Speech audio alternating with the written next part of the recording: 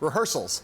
With less than a month before Hillary Clinton and Donald Trump face off in a nationally televised showdown, their first debate, the two presidential candidates have started the quadrennial ritual of general election debate prep.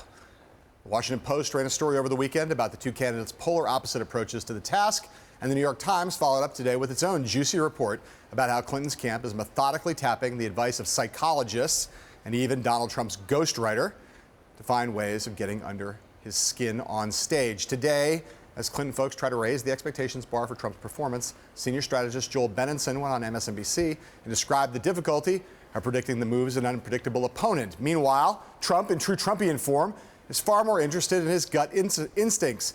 His team apparently had conservative radio host Laura Ingraham on hand to stand in as Hillary Clinton during one prep session, though they may or may not have ever used her for that purpose. But Trump opted for a more straightforward discussion of debate topics as he expresses concern about over-preparing for the big event. Also present during another debate meeting this weekend, ousted Fox News CEO Roger Ailes, who, according to New York Magazine's Gabe Sherman, showed up with a black eye.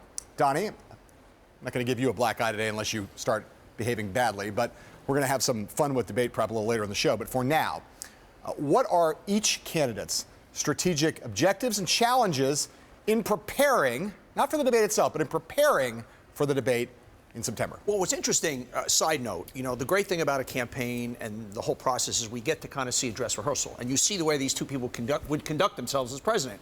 Trump from the gut, Hillary, in the books.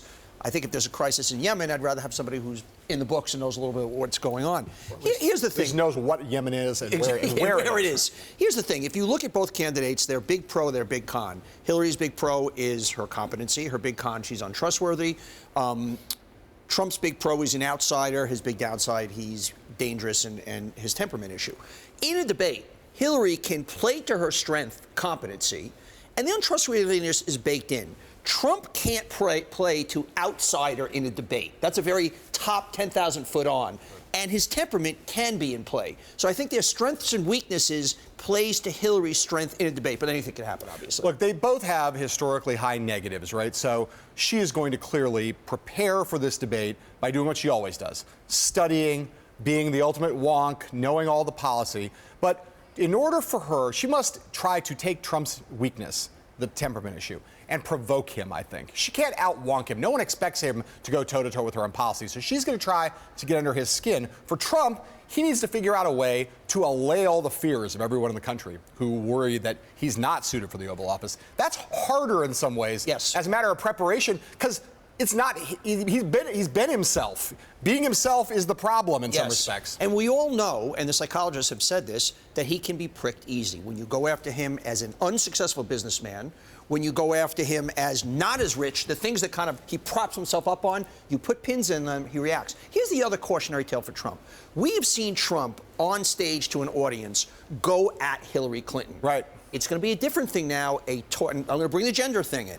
A tall man, angry, tall, belligerent man, and Hillary Clinton. I sort of feel like you're talking to me right now. An angry, tall, belligerent man. But it's going to play, particularly because we know the swing are the women voters, the suburban women voters. And watching him, it's one thing to watching him talk out. It's another thing. And he's prepped. He's got the gloves on, and he's ready to go. But that could backfire. You know Trump pretty well. Yes. For a pretty long time, right? Yes. What are the three things you think that she could do that would most cause him to blow a gasket? The one thing that, and psychologists have told this, when she repeats his words, it drives him crazy.